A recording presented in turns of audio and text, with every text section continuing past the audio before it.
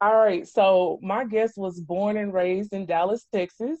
She studied early childhood education at UT Arlington. Then she went on to get her master's degree at DBU in counseling. She currently works as an account executive, and she has often said that she would be lost without her faith. She believes that her faith allowed her to get to where she is now. And her parents are from Eritrea in East Africa, but they came to the States to create a better opportunity for her and her siblings. She's out here doing big things, and I'm sure she's making her parents proud. She is a beautiful soul, and she's one of my favorite pretty girls rocking 20 pearls. I would like to introduce the amazing Miriam Zehaie. How you doing? Thanks. Thanks for having me. You're a sweetheart. Thank you so much for coming on. Yeah, no problem. I'm glad. First of all, I just want to say thank you for even considering me. I know this is a big thing, and I know you're looking for specific people. So just the fact that you even thought of me, I really do appreciate that. Oh, thank you. Yeah, I was like, I have to get Miriam on here. I was like, I feel like you're a person who you have so many layers that a lot of people don't get to know. Like being a pretty girl, people try to put that on you like you don't have other things going for you. And I think that's whack. Yeah. I'm like she's more than just a face, y'all. Like she do stuff. Thank you for that.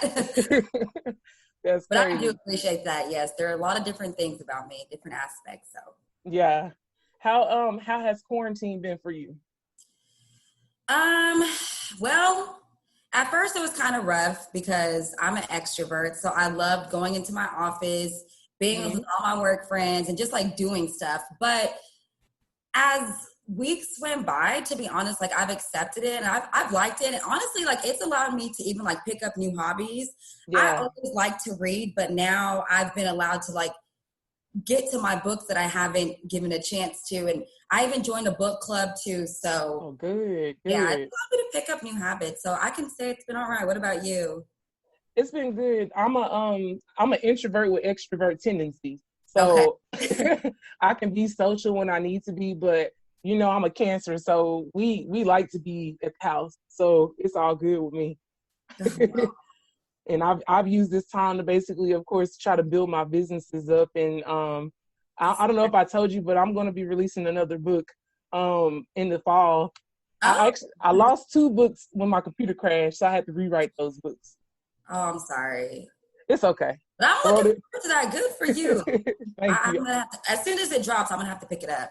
Yes, ma'am. I wrote it better this time, so I think Oh, God did that on purpose. That's so crazy. So, as I mentioned in the intro, your parents moved here to Texas, mm-hmm. and I'm sure that was a transition for your parents just being in this space and how everything is here. How was it growing up, like in the household, being here? Well, it was obviously very different as far as like, and I hate to say it, but even comparing yourself to people at school, you Yeah. know, my parents, their English wasn't up to par as other parents. And so growing up in a house like that, it was a little challenging, as far as like having my parents help me with homework, whereas Mm-hmm. other kids that came easily to. But my parents did try, and it really helped that even though we're first generation, my sister, I have an older one. And so since she was in school before me, she was able to help me. And so Yeah. it was overall a little bit challenging. And you realize when you have a parent who is not born in the United States and has that, has that kind of leg up, I guess. And I wouldn't say a leg up because we all struggle with so many different things, even as far as literacy. But I had to be that voice for my parents. Yeah. So it's like if they had documents that they had to fill out, like I had to read it to them. I had to translate some things. So it was just a little bit different. Sometimes it was like playing kid, but then also translator. Yeah, but that best stuff I can't even talk. That definitely made you grow up faster, but it equipped you like for life after. It did. It did. And I saw the way my parents were so resilient. Hmm. And that was something like, I'm like, if they can do this, if they can come here with nothing, Yeah, then I like, that was a big motivator to me. Cause I was like, they sacrificed so much. yeah, So that's how I kind of grew up, is that I always realized like, I can't fail. I can't fail. I got to keep going no matter what. So that I do appreciate them a lot for. yeah. So you used it as motivation versus becoming a victim. Yep. That's Yep. beautiful. Yeah, it's all about perspective. You know, most people, they'll try to just be the victim and say, well, my life is just horrible because it's not like everybody else's. But in reality, you being different helps you because, I mean, it helped you develop your identity. It did. It did. So I'm always grateful for my parents and teaching me that, I will say. What are some of your favorite things about your culture? The food. I'm Y'all going to food stop looks with that. great. It looks The great. food.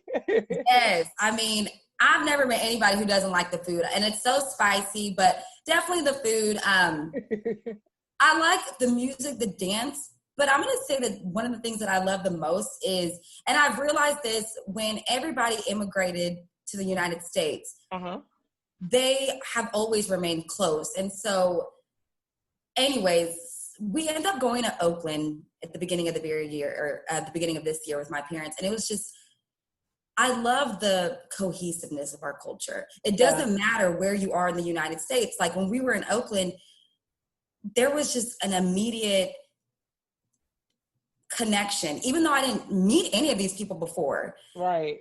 Or my mom and dad ran into people that they haven't seen in years since back in Africa, but it was just an immediate click, an immediate conversation. It's like no time had passed. So that's one thing I do love is that we're just very cohesive. We come together, let it be a celebration or death or no matter, it's like you're never alone. That's beautiful. We Yeah. need more of that now. You know what? I will say I'm very happy about, it's kind of bittersweet, but since everything that's been going on, one thing I will notice and I've seen, and it's kind of been a change and I love it, is that I feel like even like Black people in the US have become closer and tighter. And it's not like now it was crazy because I was at the airport the other day and I saw this girl and she was just standing there and it's like my instinct was, hey, I'm about to leave. Like, do you want my seat? Just like that. Yeah. A random, it wasn't even a big deal of kindness, but a random act just because I'm like, okay, I connect with you already, even though I don't know you. Right. So, but I'm seeing that and I'm glad that it's changing. I feel like it is too. Honestly, I mean, with all the stuff that's happening, you would think that people will want to come together. Mm-hmm. I just hope that it's not like a trend. I hope or a fad. I hope that it's something that's like long lasting because this is gonna be a long journey. No, I agree with you. I hope it's not a trend either because there's so much power in numbers, regardless of your race or whatever the case is. And so, especially with Black people and oppression that we've dealt with, if we're together, we can like literally make a movement. And so it's going on now. And obviously we have allies too. So, but I've seen it and I hope it stays. I agree with you. I hope it stays. I got love for the allies. Yes, me too. I love it.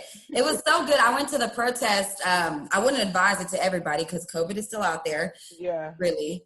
But it was nice to see so many different people out there when I went. I was like, this is beautiful. Absolutely. Well, I know that I used to always call UTA the International School of Students. Yeah. We had all kinds of people at our school. Like you can run into Middle Eastern people, you can run to like all kinds of people. So how was your experience at UTA? You know, I loved my time at UTA. My experience was honestly it had a lot to do with the fact of me being in different organizations. So that's the experience that I remember. It's funny because I don't even really remember too much of the academic side. Yeah, just true. So invested in the student life. Mm-hmm. But it's funny you brought that up. So I was talking to someone about like HBCUs and I wanted to go to one. But then part of me also, I'm so grateful for UTA and the experience that I had because just because of that reason, the fact that there's so many different people, it made me come out of my shell and interact with people that I would normally not interact with. Absolutely. When I came from high school, and to be very honest, you know, I was in regular classes and then I had pre-AP classes. But I always remained tight with the people that looked like me, sounded like me, and acted like me. But when I went to UTA, And I think it was just the culture of the university. It allowed me to spread out and meet people. So like my experience was great. Diversity got me out of my shell, met different people, met lifelong friends. So it was great. Now, going into UTA, what kind of process did you go through trying to figure out what you want to study? Like how did you choose your major? So funny, I started off as undeclared. Okay. My friend, people would never, some people don't even know, even my closest friends, but I did.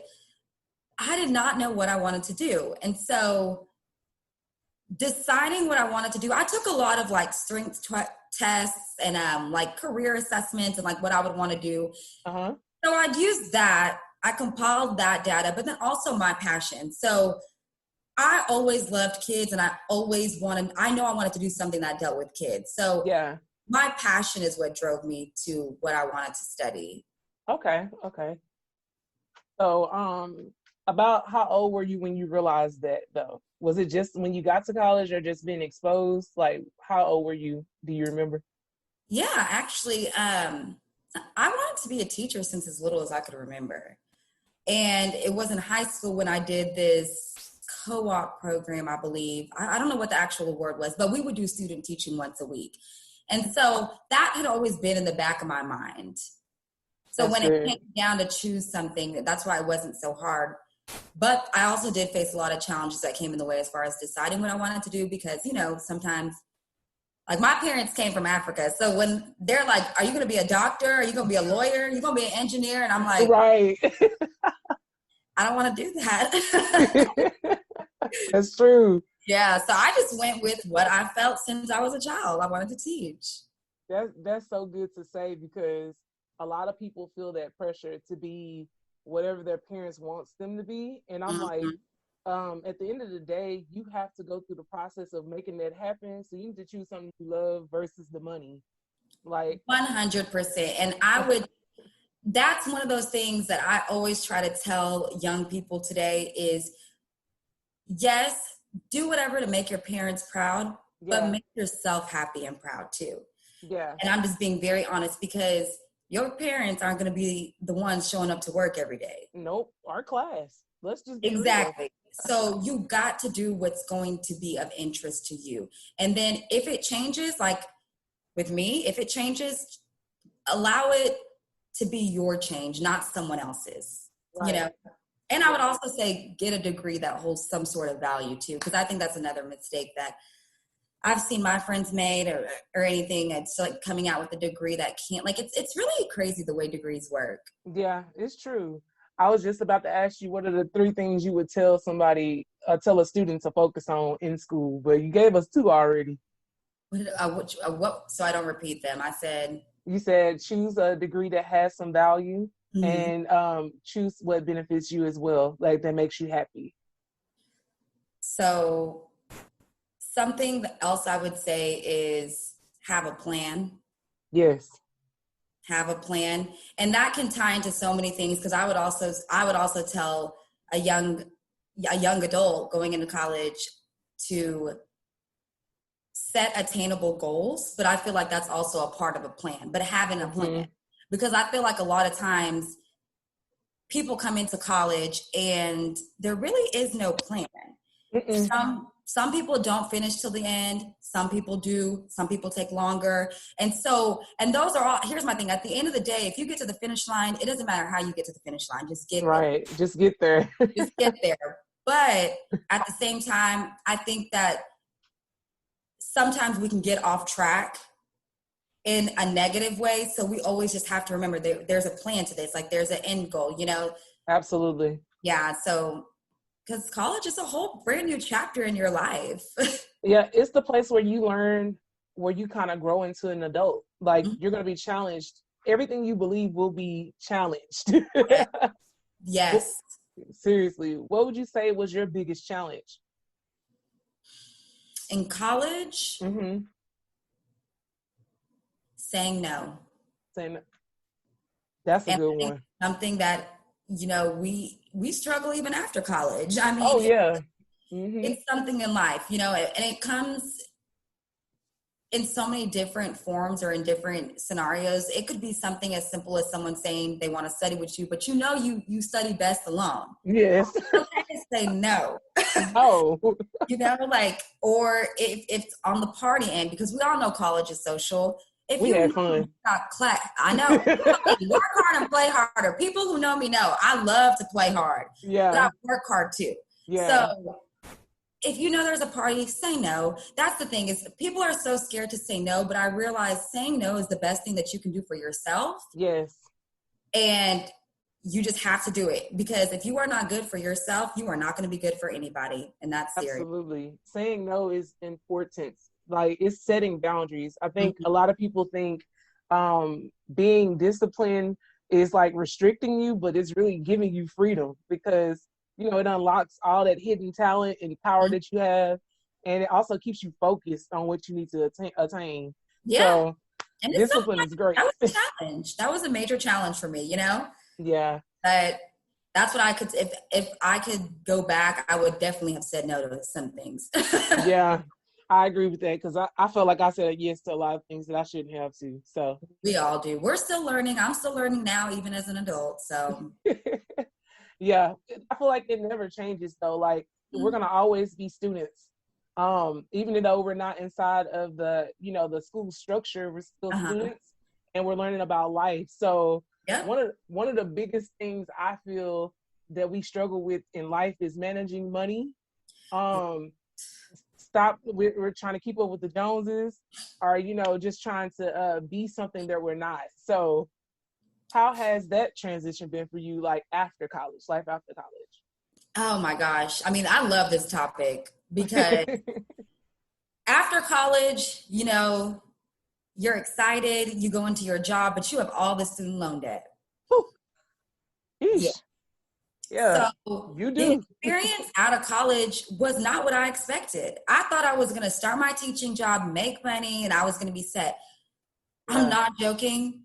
I'd probably say the hardest time was when I was out of college, immediately following years. That was the toughest time for me. And I had to learn that I had to make sacrifices. So that meant I'm good. I'm in a place, thank God, where I feel comfortable now. But at the time, I would see people travel. Nope, can't do that. Want to get this nice watch? Nope, can't do that. Because that at that time, you got to learn also to say no with that, and you have to prioritize. And so, that experience was very challenging for me afterwards, because there's so many things that I wanted to do, but I couldn't. But I had to prioritize. So that, like, I bought my car right after college. It wasn't the car like my parents got me before. So it was time to transition over and get a big girl car. Yeah. So that was pretty much my experience. And then also focusing on my credit score, because that is a big part of everything you do. And I wish back in the day I knew some things, because I wouldn't have let, like, my emergency bill go, like, or, you think like, oh, I'm not going to do it. It's not going to go away. They're just going to put it on your credit. So, after college, that was one thing I was doing too, is like, I got to build up my credit, because it's everything. You want to get an apartment, you want to get a house, all of those things. So it just required a lot of prioritizing. What would you say is something that the young adults can do now to start that process of like thinking like that, versus just letting things just go? Number one, do not take out all of the student loans. Please. Do not do that. That is number one, because you're going to get excited about the refund check, but you have to pay all of that back. with interest. Yes. That would be number one. And two, it's my second and last thing, because I experienced it, was credit cards. Don't get credit cards just don't. I think that's the best thing. Or if you actually are going to use it wisely, because I know in undergrad, that's one thing that I did. And again, you have to pay that off. Yeah. So it's just extra debt. I probably, those are the two things that I would recommend. Do not do that. Yeah. Well, I want to say congratulations to you, because you paid off your student loans. Well, I paid off Sally Mae. Yeah. Yeah, I did that, but I have a little floating around a nail net. So, Okay, well, I hope to be like you one day. I did pretty good with undergrad, but when I went to grad school, that's where I took the hit because yeah, they wasn't trying to give me very much. So yeah, um I didn't realize that they don't even give you grants in grad school. I looked up and got one my second term because I guess because of my grades or something, but they gave me a little something, but I was like, I still gotta pay the rest. Yeah, grad school is very, very expensive. Hmm. Do you But think oh sorry, go ahead. oh no, I was just gonna say, but I never regret it. I always say it's part of your story. Yeah. Because a lot of times I think back on me going to school in the first place, I was like, obviously God wants me to be an entrepreneur. Hmm. Like it's very clear to me. I thought when I got out of college that I was going to be working on a career job for 5 years or so to Hmm. pay off all my loans and stuff. And then I was going to be able to go full-time entrepreneur, right?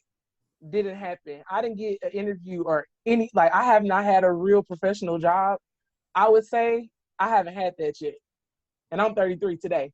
Like I have never had a professional job. But I think it's interesting, like going through that process because with all the, the loops and everything, I feel like I'm stronger. Like I know myself more now going through all of that. So I admire that. I was talking to my sister the other day about people like me who stay at this company or stay at this teaching role. And I was telling her, I'm comfortable, I'm content, but I never took a risk. So yeah, people like y'all take a risk. And I love that. Like I was even telling my sister opening her own law firm, that was a risk she took. And amazing. she wouldn't have realized her maximum potential if she would have just stayed complacent as a lawyer in someone else's firm. Yeah, So that's I admire amazing. that. That's great that you've been able to do that. Like it's part of your story too. Yeah, it definitely is. I'm grateful and I feel like I embrace my gifts more now. Before I didn't realize they were really gifts. So I had to go through that process of like, I guess refining my character and making sure I understood what the purpose of these gifts were. Yeah. So I feel like that's the path God has me on right now. So Yes, I love that. And you know what? I'm glad you said that word gifts because I'm also like I was reading something in a Bible plan, and it was talking about using your gifts. And hmm so I know that sometimes younger people don't realize the gifts and talents that they have. yeah, But I would also want to share with anybody who's listening to this that if you are a young adult, pay attention to the gifts and talents that you have because even though you're interested in something, sometimes you excel so much because of the gifts and talents that you have. So look at everything before you make a major, make a career choice, any of that stuff, because you don't realize if you don't utilize that, it's almost like it goes to waste. yeah. Or you lose it. Yeah, yes, you do. Yeah. Very, very true. You will lose it because you're not practicing it. The good thing about gifts is the fact that they translate. So you can use some of the tools and tricks that you learned here over here in a new space. Mm-hmm. Like your gifts can transfer to different, sectors. Oh, So yeah. that I think that's important to say. So you shouldn't be afraid to switch up or try something different. I agree with that. You have to take risks. Like you have to. Yeah, calculated though. Calculated. 100%. Exactly. Yeah, very calculated. Don't just start hopping around. But I definitely agree with that because sometimes you just never know until you put yourself in a different position or a different scenario and see how you're going to excel in that. It's You true. know? Yeah, and you know all about that because you switched from education to a whole new career. Yes, I moved from that to sales, and that journey was very hard. Yeah. Very hard. Like I said, when you're 18, even though you might know what you want to do throughout your adulthood and life, you're constantly evolving. Yeah. And that's just, and for me, my passion was teaching. Mm-hmm. And so the passion was there, but it honestly kind of boiled down also to my gifts and my talents. Mm-hmm. So not a lot of people know this, but when I was at UTA, my 4th year, I wanted to change my major. Oh, wow. And it was because, so UTA really got me out of my shell. And so like being like Miss UTA and being forced to present to people, that like I realized like, okay, maybe I am good at public speaking. Mm-hmm. I enjoy doing this. I enjoy connecting with new and different people. And so that was something that I kind of just brushed to the side, even though some of those skills were still there. Because when you're teaching, you are presenting. You're just, for me, it was presenting to younger kids. Yeah. But it did kind of feel like sometimes every day was almost the same. Whereas in sales, it's not. Right. So that was definitely a journey for me. And it wasn't anything that I made a decision like very quickly. It was, I would definitely tell people who are looking to ever do that, or just in general, shadow people and network. Yes. Because I was lost. Like I did not know, I knew I didn't want to teach anymore, but I didn't know what I wanted to do. Right. Like part of me said sales, but what else is out there? You know? So I was able to shadow people in different roles. I shadowed people like in HR. I shadowed people who were medical device sales. Wow. Yeah, I went to like a recruiter. I've networked and met people. And so it was finally a point where I was able to make a calculated decision to start applying for different sales positions. So, you know, it happens. It happens.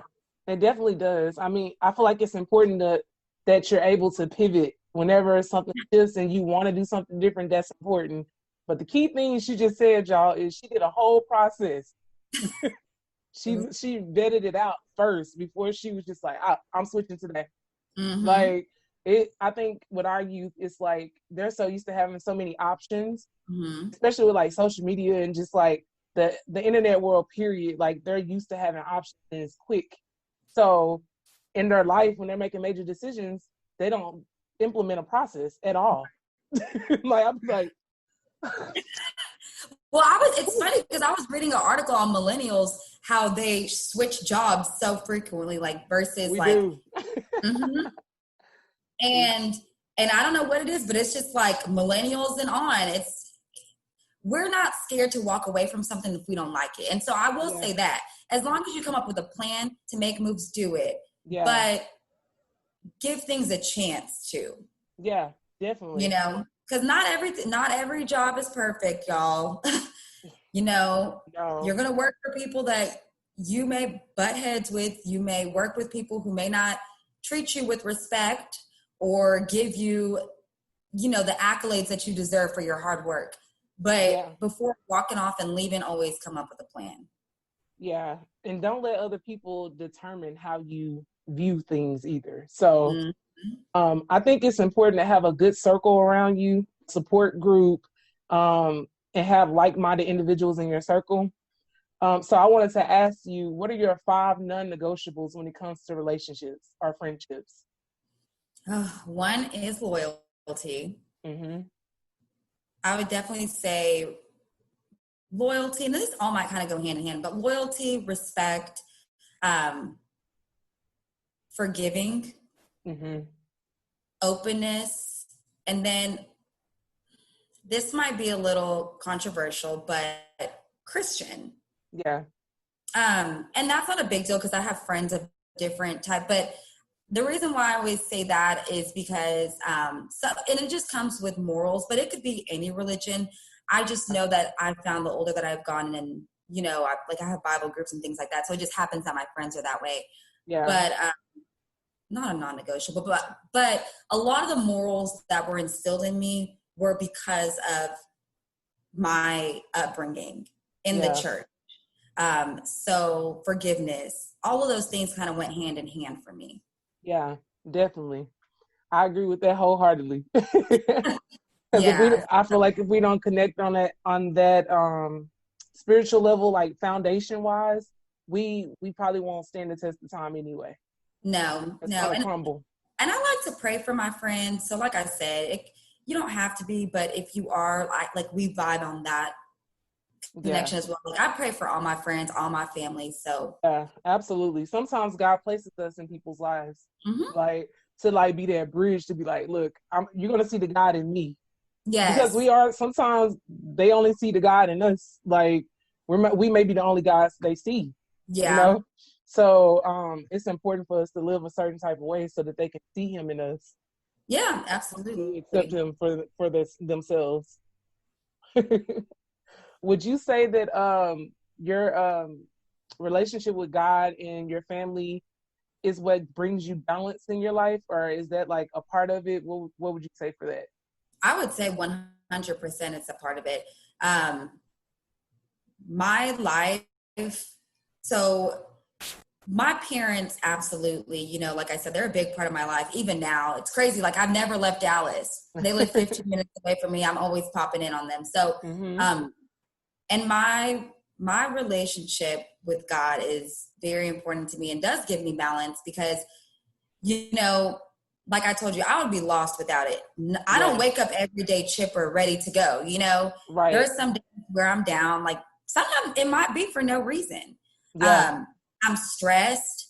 And so I find that, and sometimes I see people fall into these low places, and that could be anybody. Like some Yeah. people turn to drugs, some people turn to, I don't know, self-destructive behavior, basically. Yeah. So that is what gives me balance because I know that that's just my power. So I pray for strength. Really, I pray for strength a lot when I'm in those times. And so that Mm-hmm. does give me balance. And then of course, obviously I like to work out, and that does help it a lot, but really that's the most thing that gives me balance. I'm telling you. Yeah, absolutely. I wholeheartedly agree. Yeah. So, um, what would you say? How do you define success and happiness? Ooh, that's very interesting because I have these talk conversations all the time. I think success is defined by you, like what makes you successful. I don't think the world should be the determining factor of success. Absolutely. So I think if your goals are met, then you're successful. Mm-hmm. Um, that's why I say stay away from social media because people, and I even saw this article about success and people's happiness was based on what they're giving off, what they're showing, and it's keeping up with the Joneses. Like it Yeah. happens with all ages on Facebook. So, but I would say no. Like as long as your goals are met, then you're successful. And happiness comes from within, and I've definitely learned that. Yes. That is my definition. It comes from within. It doesn't matter what kind of car I drive. It doesn't matter what place I live in. It doesn't matter what clothes I'm wearing. That stuff does not matter. Right. And the most happiest that I've been is when I realized it came from within, period. Yeah. Like, that's it. Like, you can even be, when you're down and out, being around with your friends, they might make you feel better. But at the end of the day, you have to sit alone by yourself and ask yourself, am I happy? And if Yeah. not, what is it that I'm lacking? Yeah. Definitely. Would you would you say that purpose is a journey or a destination? Is journey a purpose? Wait, I repeat mean, that. sorry, would you say purpose is a journey or a destination? I would say it's a journey. Mm-hmm. Um, and I might be interpreting this just the way I am, Mm-hmm. but I found that my purpose in life might be different depending on like where I'm at in life or Yeah. who I'm interacting with. My purpose as a person with this person might be different than it is for this person. Yeah. Um, and so it's, you know, even there, like I said, sometimes you're finding out like, hey, well, what's my purpose today? What's my purpose this year? Like, what's my purpose in life? And so if I was able to define it by one thing, then I would say it's a destination. But for me, I mean, I'm about to be 30, and so far I feel like it's been a journey. Yeah. Well, I'm excited to welcome you to the 30 Club. Woo! 30, let me Thank you. tell you something. 30s are absolutely amazing. Today is actually my birthday. Happy birthday! Thank you. I think it's Oh so my funny. gosh! I said, I, huh? huh? What'd you say? No, I said I didn't realize it. I haven't been like I slept in today and then I was reviewing your questions. I didn't even realize today was your birthday. Happy birthday. No problem at all. Thank you. I call this my Jesus year since I'm turning 33. So Right. my Jesus year. But I think when people shift to their 30s, you're Mm-hmm. more self-reflective and Mm-hmm. self-aware of yourself. Like you're very self-aware. So I feel like once you reach that age, you kind of master the art of evaluating yourself and holding yourself accountable. Mm-hmm. Because you do take that time to think about what did I do in my 20s to make my 30s? Like, what did I do in my 20s to make them that way? Right. So I will say this, you're going to thrive even more in your 30s because of the fact that you know who you are now and that you're going to add that element to it. You're going to be reflecting a lot. I love that because, and you and I both know this, when women, Mm-hmm. when we're raised just whatever life we're supposed to have, it's supposed to be married, kids, and all of Yes. that. And then when you realize, okay, well, I'm about to be 30 and I don't have that, it might come later, Mm-hmm. but maybe it's not part of what I'm supposed to be doing anyway. So it has been, I'm not there yet. It's next month, but I've already been reflecting and it's been positive and I like it. I like where I'm at. That's good. That makes my heart happy that you're happy with where you are. Yeah, thank you. I hope you are too. I mean, you seem like Yeah. you are. Yeah, I'm You're definitely. working on your birthday. Look, I said that's the true mark of an entrepreneur, huh? Yeah, clearly. I was like, what? Well, I would say you should be out somewhere, but you really can't. My friends definitely was like, "You working on your birthday?" I was like, yeah, I've been doing this my whole life, y'all. It's nothing new." Yeah, I definitely wanted to make sure I said that because it's gonna be great, and I know it is. I always tell people too, like, just because they think that you're supposed to be in a certain space, that doesn't mean that that's where you're supposed to be. No. I tell my mom, I don't even know if I'm gonna have kids. I don't really care to have them. Like I'm good either way. So it's like whatever society places on you to be, you don't have to be that. Amen to that. And that's why I'm like, do not let society define your happiness. Because if it was meant to be, or if that was supposed to happen in your life, it would have. And some people have rushed it. Yeah. I always believe in, God has a greater plan for you than you have for yourself. So true. So there are some people who have forced things, and I've seen it. But when you force stuff and you don't allow it to just be God sent, sometimes it doesn't always work out that way. So I just realized, like, this is where I'm at, and this is what's meant for me. So, yeah. What advice would you give someone who's feeling that way? Like, how do they get themselves back to, that centered space where it's just me and God? I think everyone's different.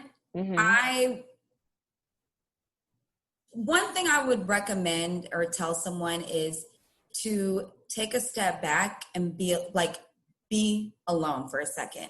And it's easier said than done what to tell people, because for me, I have to take a step back. I have to step away from everybody so that they're not in my ear.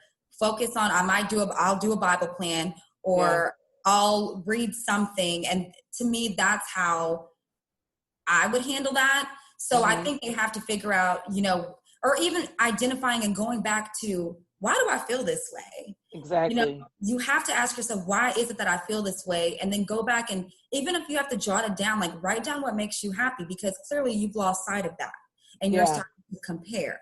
Yeah. So, that's good. And even one thing I would highly recommend is therapy. I know there's a stigma associated with that. And I know a lot of, especially Black people, do not go to therapy, or it's frowned upon, it's looked down upon. I love now that it's starting to shift. Yeah, it both is. Men and women. And so whether you're going through something good or bad, you might not even have anything to say. I would recommend going to therapy. Yeah, they'll help you work through it. Because, it's one of those things, even though, like, that's a great question. You can ask me, but I don't know if what's going to work for me is going to work for somebody else. And sometimes, there's underlying reasons too. Yeah, that's true. But returning back to sender is always good. Yeah. Like, Yeah, you have to. Going back to God is always good because he can restore you like this. Like that, So literally, yes. yeah, I do a combination of what you just said, and I Mhm. also am very intentional about how I start my morning. Oh, that's good. Like I have to go through a whole process. This is why I wake up so early. So I can knock it out. But every morning I do my Bible study in the morning. And Okay. then after that I read, it's on my wall right here, but I read my word of the week and my theme Oh, and my goals. And I basically ask myself, what do you want? What do you want out of life? Like I have a notebook right here. It says trust your gut. And I I love put that. I read my whole little thing that I wrote. I wrote it at the beginning of the year, but I read it every day because that's a constant reminder of what I'm trying to do. Because being an entrepreneur is hard, and Finding structure, I bet. yeah, it's hard. It's just hard more because it's like it's not consistent. Like Right. your finances are never consistent. Your hours are never consistent. So for me to stay balanced, I have to implement plans so that I can stay focused, if that makes sense. That's good though. I forgot the name of the book, but I was reading something and it was talking about having a good routine. Yes, absolutely. And that's like what helps people become successful in life. It was Hmm. just like one of the aspects. So I love that you do that. I need to find some structure since quarantine. I mean, I'll do work, but it's like, it's been a little off lately. Yeah, So I you're love not the that only you're one. doing that. You're not the only one though. Like everybody has had that moment where they was just cold chilling. Like I'm not even gonna lie, that first week and a half, I didn't do anything. I know I had my family over. Yeah. I think my parents were here for several days. My brother just came from law school. So we were just chilling and it was almost like, what do we do next? Hmm. Everybody was chilling. I caught up on Netflix shows, and then Oh after yes, that, I was watching All American. yes. Then I had to like reel it in. I was like, Katrina, you have kingdom work to do, so you need to get it together. I love Um, so that's what keeps me in check. I was like, this is a gift that I have to use, so that's what I plan on doing. you. I love that. Thank you. Well, I got one more question for you. Okay. So if if you knew then what you know now, would you change anything?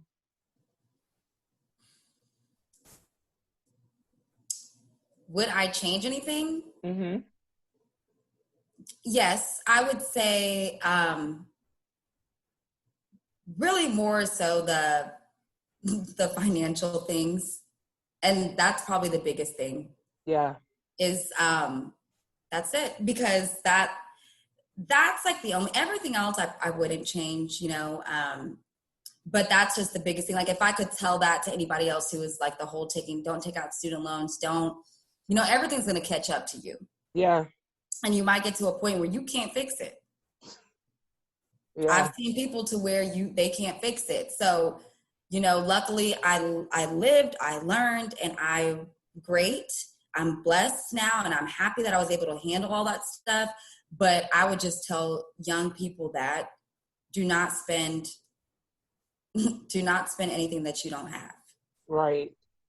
Learn from our lives, please.